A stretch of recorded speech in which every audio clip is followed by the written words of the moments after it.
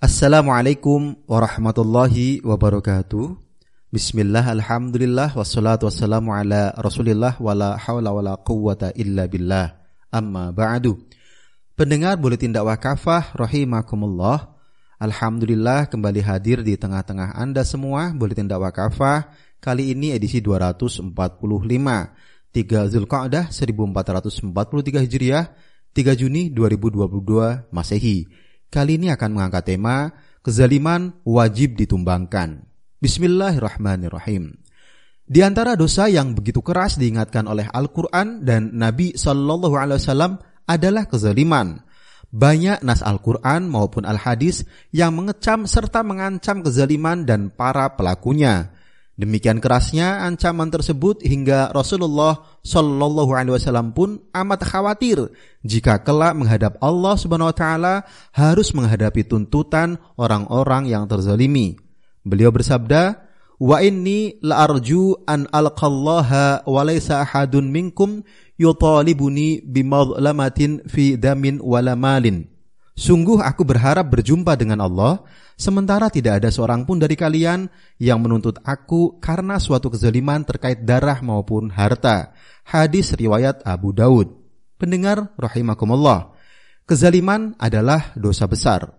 Imam Al-Jurjani dalam kitabnya At-Ta'rifat menyebutkan bahwa arti zalim adalah menyimpang dari kebenaran menuju pada kebatilan. Kezaliman merupakan kejahatan. Di dalam Al-Quran terdapat banyak ayat yang mengingatkan kerasnya ancaman Allah Subhanahu wa taala terhadap pelaku kezaliman. Di antaranya dalam Quran surah An-Nahl ayat 61. A'udzubillahi minasyaitonirrajim. Bismillahirrahmanirrahim. Walau yu'akhidullahu an-nasa bidzulmihim ma taraka 'alaiha min dabbatin walakin yu'akhiruhum ila ajalin musamma. فَإِذَا جَاءَ أَجَلُهُمْ لَا يَسْتَأْخِرُونَ سَاعَةً وَلَا يَسْتَقْدِمُونَ. Andai Allah menghukum manusia karena kezalimannya, niscaya Dia tidak akan meninggalkan di muka bumi satu makhluk melata pun. Namun Allah menangguhkan mereka sampai pada waktu yang ditentukan. Lalu jika telah tiba waktunya yang telah ditentukan bagi mereka, tidaklah mereka dapat mengundurkannya sesaat pun dan tidak pula mendahulukannya. Allah Subhanahu wa taala bahkan telah mengharamkan atau menafikan kezaliman atas dirinya sendiri. Karena itu, Allah Subhanahu wa taala pun telah mengharamkan umat manusia melakukan kejahatan tersebut. Di dalam hadis qudsi Allah Subhanahu wa taala berfirman, "Ya ibadi inni haramtu dzulma 'ala nafsi wa ja'altuhu bainakum muharraman fala tadzalamu." Hambaku, sungguh aku telah mengharamkan kezaliman atas diriku dan aku pun telah mengharamkan kezaliman itu atas kalian. Karena itu janganlah kalian saling menzalimi. Hadis riwayat Muslim. Nabi SAW mengingatkan bahwa kelak pada hari pembalasan, setiap kezaliman akan dibalas dengan balasan setimpal. Bahkan binatang pun diberi kesempatan untuk membalas tindak kezaliman yang mereka alami.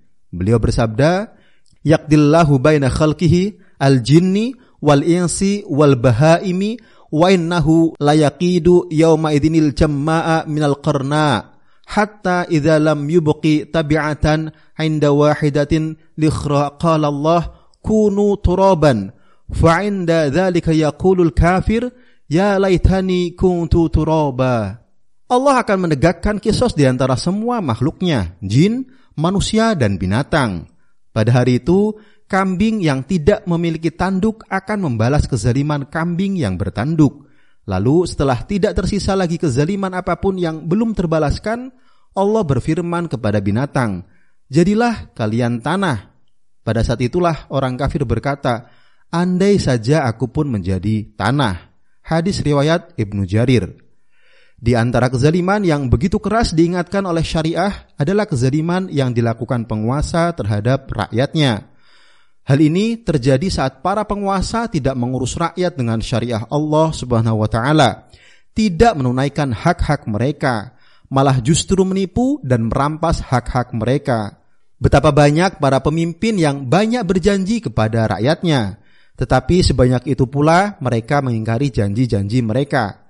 Contohnya janji untuk menghentikan impor, tidak menambah hutang, tidak menaikkan harga berbagai kebutuhan rakyat, dan lain-lain.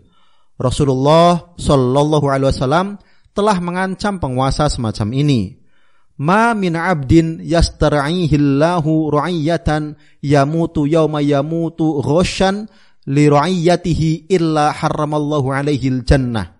Siapa saja yang diamanahi oleh Allah untuk mengurus rakyat lalu mati dalam keadaan menipu rakyatnya, niscaya Allah mengharamkan surga atas dirinya. Hadis riwayat Muslim. Ironinya, berbagai kebutuhan rakyat seperti listrik, gas, BBM yang hakikatnya dalam Islam adalah milik rakyat diperjualbelikan kepada rakyat dengan harga yang terus-menerus naik. Padahal Nabi Shallallahu Alaihi Wasallam telah memperingatkan bahwa sikap memperdagangkan urusan atau kepentingan rakyat adalah pengkhianatan yang paling besar. Beliau bersabda, "Inna min akhwanil hiyanah tijaratil wali fi ru'iyyatih." Sungguh pengkhianatan paling besar adalah saat penguasa memperdagangkan urusan atau kepentingan rakyatnya. Hadis riwayat Abu Nuaim. Pendengar rahimakumullah, haram mendiamkan kemungkaran. Bukan hanya kezaliman yang haram, sikap mendiamkan kezaliman juga merupakan kemungkaran. Kaum muslim telah diperintahkan untuk melawan kezaliman, bukan berdiam diri, apalagi bersekutu dengan pelaku kezaliman. Umat muslim bukanlah kaum Bani Israel yang biasa mendiamkan kemungkaran hingga mendapatkan laknat para nabi. Bisa dilihat di Quran Surah Al-Maidah ayat 78-79. Kaum muslim justru memiliki predikat sebagai umat terbaik karena memiliki tabiat gemar melakukan amar ma'ruf nahi mungkar. Jika tabiat itu hilang, hilang pula status mereka sebagai umat terbaik. Allah SWT berfirman dalam Quran Surah Ali Imran ayat 110. A'udzu billahi minasyaitonir rajim. Bismillahirrahmanirrahim. Kuntum khaira ummatin ukhrijat lin-nasi ta'muruna bil ma'rufi wa tanhauna 'anil munkari wa tu'minuna billah. Kalian umat Islam adalah umat terbaik yang dilahirkan untuk manusia karena kalian melakukan amar ma'ruf nahi mungkar dan beriman kepada Allah. Ada sejumlah sikap yang harus dilakukan umat saat menghadapi kezaliman sesuai dengan tuntunan ajaran Islam. Pertama, beramar ma'ruf nahi mungkar. Rasulullah Shallallahu Alaihi Wasallam mengingatkan kaum muslim akan dampak membiarkan kemungkaran, yakni Allah SWT akan meratakan azabnya kepada mereka. Sabda beliau, "Ma min rajulin yakunu fi qaumin yu'malu fihim bil ma'asi yaqdiruna ala ay yughayyiru alaihi fala yughayyiru illa asabahumullahu bi'adabin min qabli ay yamutu." Tidaklah seseorang berada di tengah-tengah suatu kaum yang di dalamnya dilakukan suatu kemaksiatan yang mampu mereka ubah, tetapi mereka tidak mengubah kemaksiatan tersebut. Niscaya Allah akan menimpakan siksanya kepada mereka sebelum mereka mati. Hadis riwayat Abu Dawud. Hadis ini menegur dengan keras sikap sebagian orang yang memilih mendiamkan kemungkaran dengan berbagai alasan, seperti wajib taat kepada ulil amri atau ikhlas menerima takdir Allah. Sikap seperti itulah yang justru menyebabkan Allah SWT meratakan azabnya hingga membinasakan umat manusia. Amar ma'ruf nahi mungkar di hadapan penguasa zalim dipuji oleh Nabi SAW sebagai jihad yang paling utama. Sabda beliau, "Afdalul jihadi kalimatu adlin 'inda sultanin jair." Jihad yang paling utama adalah menyatakan keadilan di hadapan penguasa zalim. Hadis riwayat Abu Dawud, At-Tirmidzi, Ibnu Majah, dan Ad-Dailami. Yang kedua, tidak condong pada apalagi bersekutu dengan kezaliman. Allah SWT berfirman dalam Quran Surah Hud ayat 113. A'udzu billahi minasyaitonir rajim. Bismillahirrahmanirrahim. Wala tarkanu ilal ladzina dzalamu fatamassakumun nar. Janganlah kalian cenderung kepada orang yang zalim yang menyebabkan kalian disentuh api neraka. Yang dimaksud dengan ar-rukun dalam frasa wala tarkanu pada ayat di atas adalah ridho terhadap kezaliman yang dilakukan para pelakunya. Jadi jangankan bersekutu dengan kezaliman, bersikap ridho saja terhadap kezaliman sudah Allah SWT haramkan. Apalagi mendukung, memberi fatwa, dan malah menyerang umat yang terzalimi. Yang ketiga, tidak menjadi bagian dari kekuasaan zalim.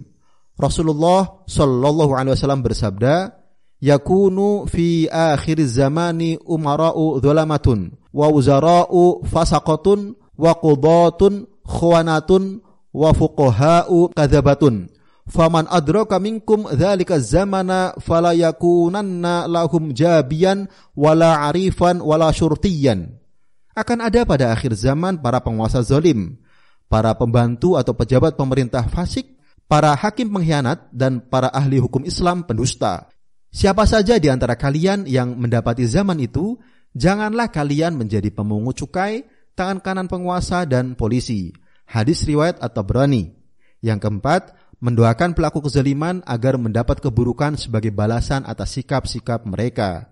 Nabi SAW pun mendoakan mereka, Allahumma man waliya min amri ummati syai'an fashaqqa alaihim fashquq alaihi wa man waliya min amri ummati syai'an farafaqa bihim farfuq bih. Ya Allah, siapa saja yang mengurusi urusan umatku lalu dia menyusahkan mereka, maka susahkanlah dia. Siapa saja yang mengurusi urusan umatku lalu dia menyayangi mereka, maka sayangilah dia. Hadis riwayat Muslim. Doa yang mengandung keburukan pada hakikatnya adalah terlarang, kecuali doa orang-orang terzalimi atas para pelaku kezaliman. Bisa dilihat di Quran Surah An-Nisa ayat 148. Hal ini sejalan dengan peringatan yang disampaikan Nabi SAW agar mewaspadai doa orang yang terzalimi lantaran cepat dikabulkan oleh Allah Subhanahu wa taala.